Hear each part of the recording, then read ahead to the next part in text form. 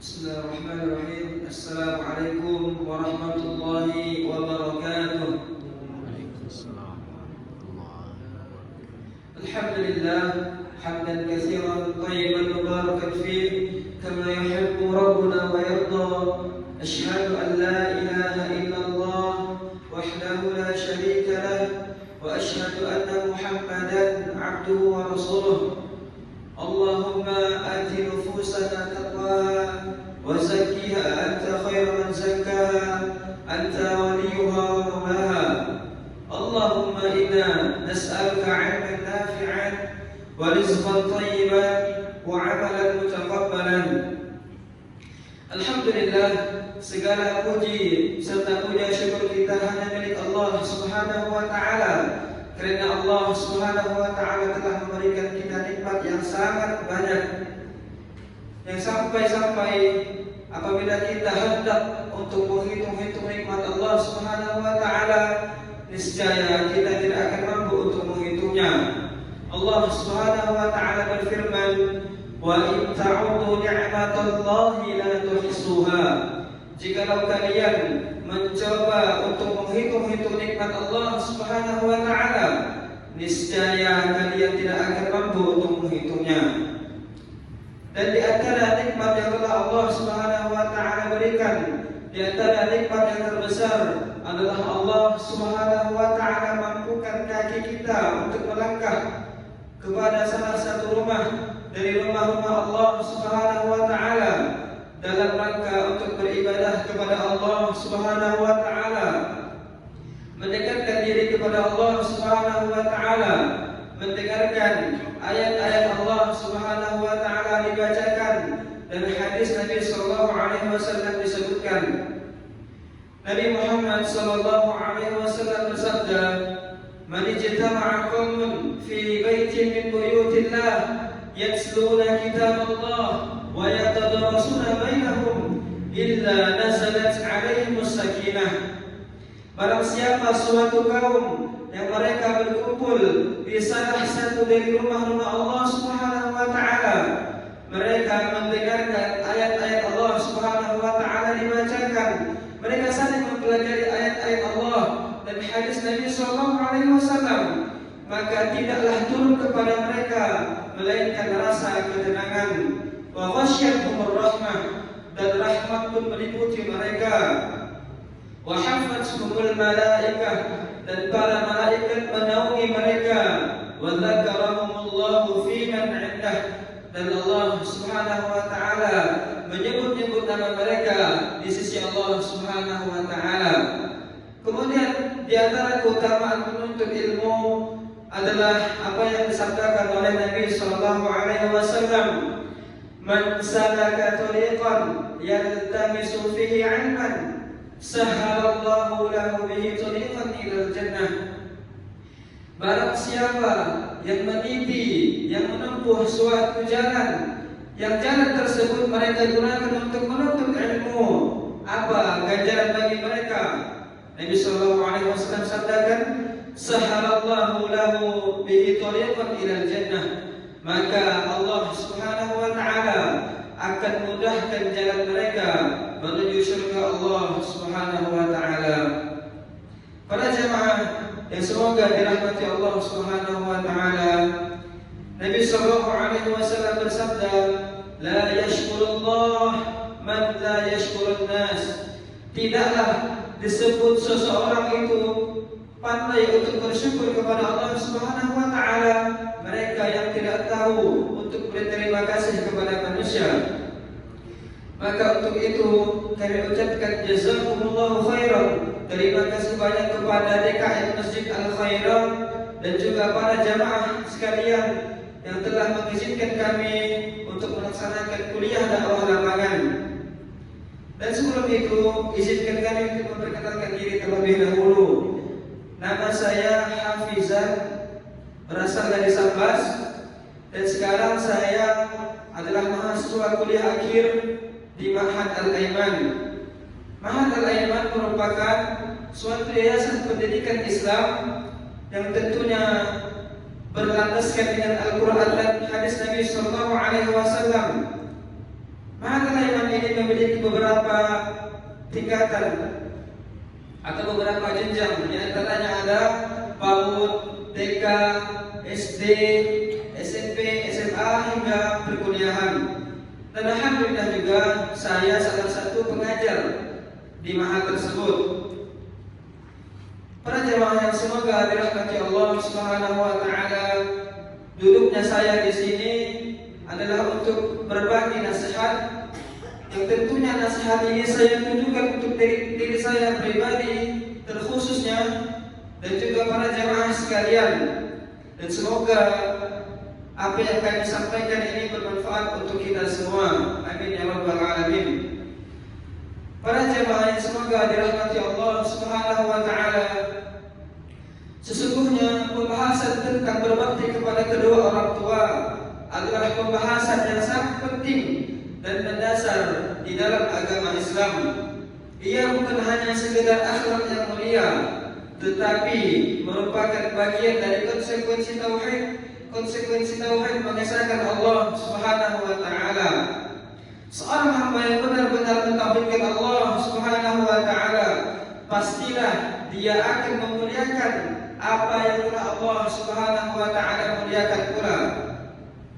Dan di antara hak Allah Subhanahu wa taala dan di antara hak makhluk Allah Subhanahu wa taala yang paling agung setelah hak Allah Subhanahu wa taala adalah hak kedua orang tua. Tidaklah Allah Subhanahu wa taala memerintahkan sesuatu setelah tauhid, setelah perintah untuk mengesahkan Allah Subhanahu wa taala di dalam banyak ayat, kecuali Allah Subhanahu wa taala menggandengkan perintah tersebut dengan perintah untuk berbakti kepada kedua orang tua. Hal ini menunjukkan betapa besarnya kedudukan orang tua di dalam Islam. Di antara cara agar manusia dapat berbakti kepada kedua orang tua yang pertama adalah mentadabburi ayat-ayat Allah, mentadabburi dalil-dalil yang menunjukkan betapa pentingnya berbakti kepada kedua orang tua, baik yang Allah Subhanahu wa taala sampaikan di dalam Al-Qur'an maupun yang Nabi sallallahu alaihi wasallam sebutkan dalam hadisnya.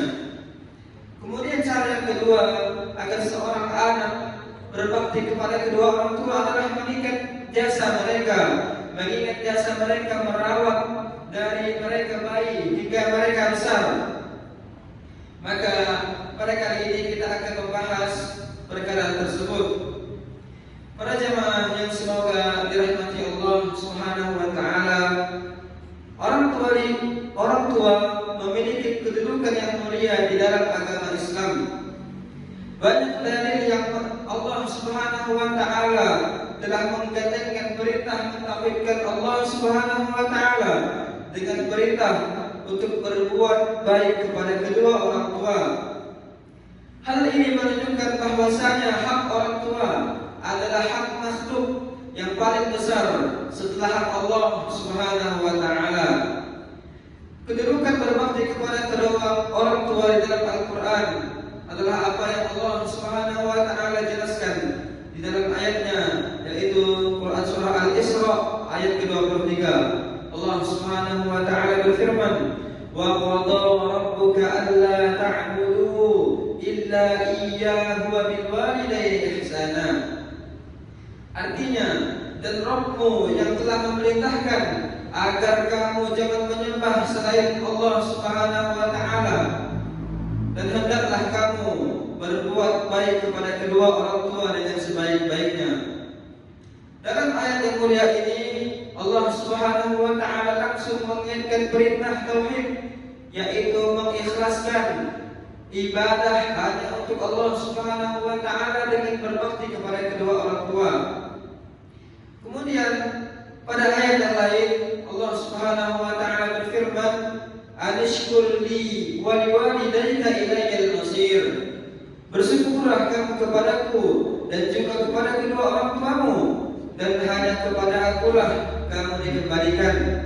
Di dalam ayat yang mulia ini Allah Subhanahu wa taala menggandengkan antara rasa syukur kepada Allah Subhanahu wa taala dan rasa syukur kepada kedua orang tua. Kemudian di antara ayat yang lain yang Allah Subhanahu wa taala menyebutkan pentingnya untuk berbakti kepada kedua orang tua adalah apa yang Allah Subhanahu wa taala firmankan pada Quran surah An-Nisa ayat ke-36. Wa'budullaha wa la tusyriku bihi syai'a wa bil walidayni ihsana. Sembahlah Allah Subhanahu wa taala dan janganlah kamu mempersekutukannya dengan sesuatu apapun, serta berbuat baiklah kepada kedua orang tua. Dalam ayat yang mulia ini Allah Subhanahu wa taala melarang untuk berbuat syirik. Kemudian Allah Subhanahu wa taala langsung memerintahkan seorang hamba untuk berbakti kepada kedua orang tua. Para jemaah yang semoga dirahmati Allah Subhanahu wa taala, setelah kita mengetahui dalil-dalil yang telah Allah Subhanahu wa taala sebutkan di dalam Al-Qur'an, maka sekarang kita mengetahui tentang pentingnya berbakti kepada kedua orang tua yang Nabi sallallahu alaihi wasallam sampaikan di dalam hadisnya. Hadis yang pertama adalah hadis riwayat Tirmidzi dari sahabat Abdullah bin Umar. Nabi sallallahu alaihi wasallam bersabda, "Ridha Rabbi fi ridha walidain, wa sakhatur Rabbi fi sakhatil walidain." Keriduan Allah Subhanahu wa taala tergantung kepada keriduan kedua orang tua, dan kemurkaan Allah Subhanahu wa taala tergantung kepada kemurkaan orang tua. Hadis ini mengajarkan kepada kita bahwasanya ridha orang tua adalah jalan menuju ridha Allah Subhanahu wa taala, serta sebaliknya murkanya orang tua merupakan salah satu sebab turunnya atau datangnya murka Allah Subhanahu wa taala. Kemudian hadis yang kedua adalah hadis riwayat Bukhari dari sahabat Abdullah bin Mas'ud radhiyallahu anhu. Beliau berkata, "Sa'altu Nabi sallallahu alaihi wasallam, ayyul amali ahabbu ila Allah?" Ibnu Mas'ud bertanya kepada Nabi sallallahu alaihi wasallam, amalan apa yang paling dicintai Allah Subhanahu wa taala? Kemudian Nabi sallallahu alaihi wasallam menjawab, qala as-salatu ala waqtiha. Amalan yang pertama yang dicintai oleh Allah Subhanahu wa taala adalah salat, itu tepat pada waktunya. Kemudian Ibnu Mas'ud kembali bertanya, summa ai? Kemudian amalan apa lagi Rasulullah? Kemudian Nabi sallallahu alaihi wasallam menjawab, birrul walidain. Nabi sallallahu alaihi wasallam menjawab, berbakti kepada kedua orang tua. Setelah Nabi sallallahu alaihi wasallam menyebutkan amalan yang pertama, yaitu salat tepat pada waktunya, kemudian amalan yang kedua yang dicintai Allah Subhanahu wa taala adalah birrul walidain atau berbakti kepada kedua orang tua. Hadis yang mulia ini mengajarkan kepada kita bahwasanya birrul walidain atau berbakti kepada kedua orang tua termasuk amalan yang paling mulia di dalam Islam. Bahkan Allah Subhanahu wa taala menyandingkan amalan tersebut dengan salat yang merupakan tiang agama dan rukun Islam terpenting setelah dua kalimat syahadat. Kemudian dalil yang ketiga yang menunjukkan pentingnya berbakti kepada kedua orang tua adalah hadis riwayat Bukhari dari sahabat Abu Bakar Nafi' bin Haris radhiyallahu anhu. Beliau berkata, maukah aku kabarkan kepada kalian dosa yang paling besar? Mereka menjawab, tentu wahai Rasulullah. Kemudian Nabi sallallahu alaihi wasallam bersabda, menyekutukan Allah Subhanahu wa taala dan juga durhaka kepada kedua orang tua. Lihatlah bagaimana Nabi sallallahu alaihi wasallam mengajarkan kepada kita bahwasanya di antara dosa-dosa yang paling besar di sisi Allah Subhanahu wa taala setelah syirik adalah durhaka kepada kedua orang tua. Hadis yang mulia ini mengajarkan kepada kita bahwasanya durhaka kepada kedua orang tua termasuk dosa yang paling besar di sisi Allah Subhanahu wa taala. Bahkan dia digandengkan atau disebutkan secara langsung oleh Allah Subhanahu wa taala setelah dosa syirik. Para jamaah yang semoga dirahmati Allah Subhanahu wa taala. Di dalam Islam, kedua orang tua wajib untuk dihormati dan juga ditaati. Namun, seorang ibu memiliki keutamaan yang lebih besar dalam hal berbakti. Karena besarnya pengorbanan yang ia tanggung, seperti mengandung dengan penuh kesulitan, melahirkan dengan taruhan nyawa, serta menyusui dan merawat dengan penuh kasih sayang. Dalam suatu hadis dari Abu Hurairah radhiyallahu anhu, beliau berkata, "Ja'a rajulun ila Nabi sallallahu alaihi wasallam." Datang seorang lelaki kepada Nabi sallallahu alaihi wasallam, faqala, "Man ahaqqun nas bi husni sahabati?" Siapakah manusia yang paling berhak untuk aku berbuat baik kepada mereka? Maka Nabi sallallahu alaihi wasallam mengatakan, "Ummuk, ibumu," kata Nabi sallallahu alaihi wasallam. Kemudian lelaki tersebut bertanya kembali, "Tsumma man?" Kemudian siapa lagi ya Rasulullah? Kemudian Nabi sallallahu alaihi wasallam menjawab, "Ummuk," yang kedua kalinya.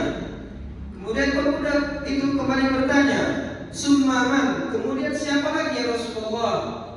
Maka Nabi sallallahu alaihi wasallam kembali menjawab, "Ummuk," untuk ketiga kalinya. Kemudian lelaki tersebut kembali bertanya, "Tsumma man?" Kemudian siapa lagi? Barulah Nabi sallallahu alaihi wasallam menjawab, "Abu," kata Nabi, yaitu ayahmu, kata Nabi sallallahu alaihi wasallam. Para ulama menjelaskan bahwasanya pengulangan kata ibumu tadi sebanyak 3 kali menunjukkan besarnya keutamaan seorang ibu, dan ibu lebih didahulukan di dalam pelayanan, perhatian, serta kelembutan seorang anak. Sedangkan seorang ayah tetap memiliki kedudukan yang tinggi sebagai pemimpin keluarga dan juga hak yang besar untuk ditaati dan juga dihormati. Ayah dan ibu keduanya adalah jalan menuju ridha Allah Subhanahu wa taala, keberkahan hidup dan juga surga Allah Subhanahu wa taala yang telah dijanjikan. Jangan sampai seseorang sibuk berbuat baik kepada orang lain, namun dirinya lalai terhadap berbakti kepada kedua orang tua. Berbakti kepada kedua orang tua adalah amalan yang sangat besar pahalanya di sisi Allah Subhanahu wa taala. Para jemaah yang semoga dirahmati Allah Subhanahu wa taala, maka timbul pertanyaan. Yang pertama adalah bagaimana cara berbakti kepada kedua orang tua ketika mereka masih kafir, kepada kedua orang tua yang kafir atau berbeda keyakinan. Maka ketahuilah para jemaah yang semoga dirahmati Allah Subhanahu wa taala, Islam adalah agama yang sempurna dan adil.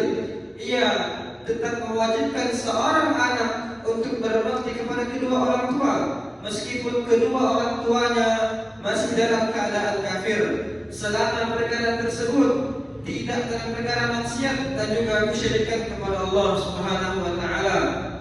Di dalam suatu ayat Allah Subhanahu wa taala berfirman, "Wa in jahadaka 'ala an tusyrika bi ma laysa laka bihi 'ilmun fala tuti'huma wa sahibuhuma fid dunya ma'rufa." Dan jika keduanya memaksamu untuk mempersekutukan aku, kata Allah Subhanahu wa taala, dengan sesuatu yang tidak ada ilmu bagimu tentang hal tersebut, maka janganlah engkau mentaati keduanya dan berbuat baiklah kepada mereka di dunia. Ayat yang mulia ini mengandung 2 prinsip besar, yaitu tetap taat kepada kedua orang tua, berbuat baik kepada kedua orang tua yang masih kafir, namun tidak boleh dalam hal ketaatan dalam kemaksiatan. Maka terdapat kaidah atau prinsip dalam perkara ini, la ta'ata li makhluqin fi ma'siyatil khaliq. Tidak ada ketaatan kepada makhluk dalam hal bermaksiat kepada Sang Pencipta, yaitu Allah Subhanahu wa taala. Maksudnya adalah ketika orang tua memerintahkan anaknya untuk melakukan kesyirikan atau kemaksiatan, maka tidak boleh untuk mentaati mereka. Namun jika tidak ada unsur kesyirikan dan juga unsur kemaksiatan, maka seseorang anak tetap wajib untuk berbakti, berkata lembut diri meskipun berbeda agama. Para jemaah yang semoga dirahmati Allah Subhanahu wa taala, di antara bentuk berbakti kepada kedua orang tua yang berbeda keyakinan adalah yang pertama adalah berbicara lembut kepada mereka, penuh hormat dan juga penuh kasih sayang. Kemudian yang kedua adalah memberikan nafkah dan bantuan jika mereka membutuhkan. Kemudian yang ketiga adalah senantiasa untuk terus menjaga hubungan silaturahmi kepada mereka. Kemudian yang keempat adalah mendoakan hidayah agar mereka Allah Subhanahu wa taala berikan hidayah untuk masuk Islam. Kemudian yang terakhir adalah tidak menyakiti hati mereka. Para jemaah yang semoga dirahmati Allah Subhanahu wa taala. Kemudian pertanyaan yang kedua adalah bagaimana berbakti kepada kedua orang tua yang telah sepuh? Salah satu ujian di dalam ketaatan kepada kedua orang tua atau berbakti kepada kedua orang tua adalah ketika orang tua kita telah mencapai usia lanjut atau usia yang sepuh. Maka pada fase ini mereka sangat membutuhkan perhatian, mereka sangat membutuhkan kesabaran dan juga pelayanan yang ekstra. Namun justru disinilah banyak anak yang lalai, bahkan banyak anak yang menelantarkan orang tuanya. Padahal ini adalah kesempatan emas untuk seorang anak menuju surga Allah Subhanahu wa taala. Di dalam suatu hadis Nabi sallallahu alaihi wasallam bersabda, "Rahima anfu, thumma rahima anfu, thumma rahima anfu." Nabi sallallahu alaihi wasallam mengulang 3 kali, "Man adraka abawayhi 'inda al-kibar, ahaduhuma aw kilahuma, falam yadkhulil jannah." Celakalah sampai 3 kali Nabi sallallahu alaihi wasallam mengatakan celakalah. Siapa orang tersebut? Celakalah orang yang mendapati kedua orang tuanya telah berada di usia tua, keduanya ataupun salah satu dari mereka, namun ia tidak masuk ke dalam surga Allah Subhanahu wa taala dikarenakan dia tidak berbakti kepada kedua orang tuanya. Kata rahimah anfu adalah doa kebinasaan dan juga kehinaan.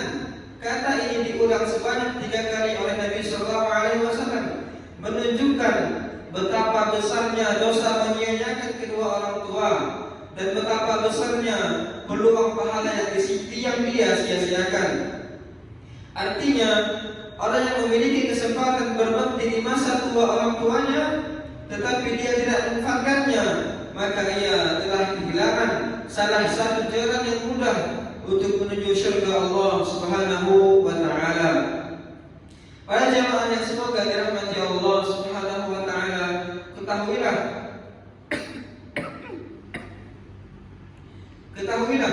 bahwasanya ujian yang berlipat itu berbanding dengan pahala yang telah Allah Subhanahu wa taala siapkan.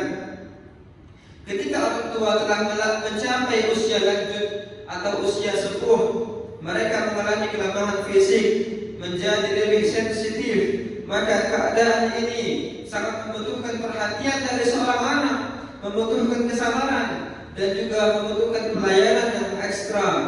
Maka ini adalah ujian yang besar bagi setiap anak yang bertakwa kepada Allah Subhanahu wa taala. Apakah dia tetap patuh kepada kedua orang tuanya, menjaga adab kepada kedua orang tuanya, ataukah dia gagal dalam hal tersebut? Maka disinilah nilai keikhlasan dan nilai kesabaran seorang anak diuji oleh Allah Subhanahu wa taala. Kemudian poin yang terakhir adalah bagaimana seorang anak berbakti kepada kedua orang tuanya yang telah meninggal. Para jemaah yang semoga dirahmati Allah Subhanahu wa taala, berbakti kepada kedua orang tua tidak terputus dengan kematian mereka. Justru setelah mereka wafat, seorang anak tetap memiliki kesempatan untuk terus berbakti melalui amalan-amalan yang bermanfaat bagi orang tuanya di alam kubur. Di antara amalan yang bermanfaat bagi mereka adalah yang pertama, doa dan istighfar untuk kedua orang tua. Doa anak adalah amalan yang paling besar manfaatnya bagi orang tua yang telah wafat.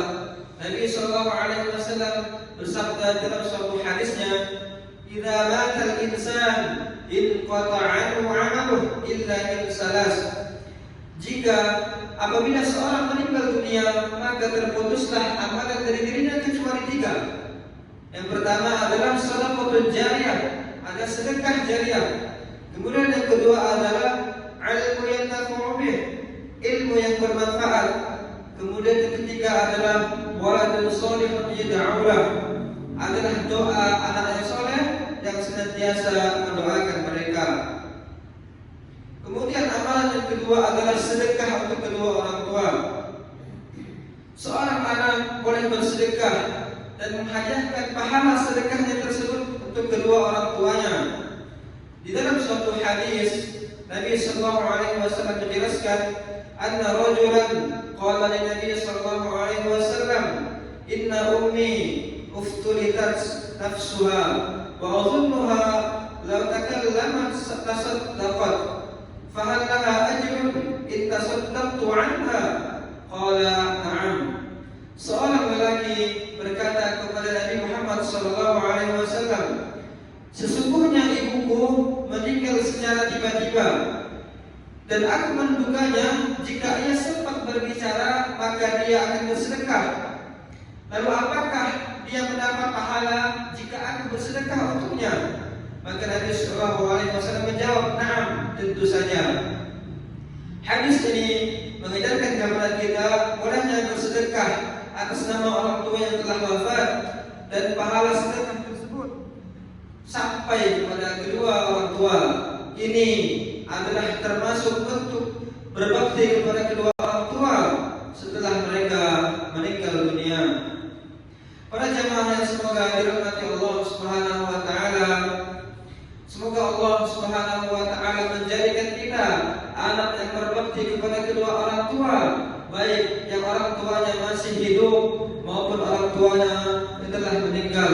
Semoga Allah Subhanahu wa taala mengampuni dosa-dosa kita, mengampuni dosa kedua orang tua kita, mengampuni dosa guru-guru kita, mengampuni dosa seluruh kaum muslimin yang senantiasa mencoba menambah ketakwaan kepada Allah Subhanahu wa taala. Mungkin ini saja yang dapat kami sampaikan. Wabillahi taufiq wal hidayah. Wassalamualaikum warahmatullahi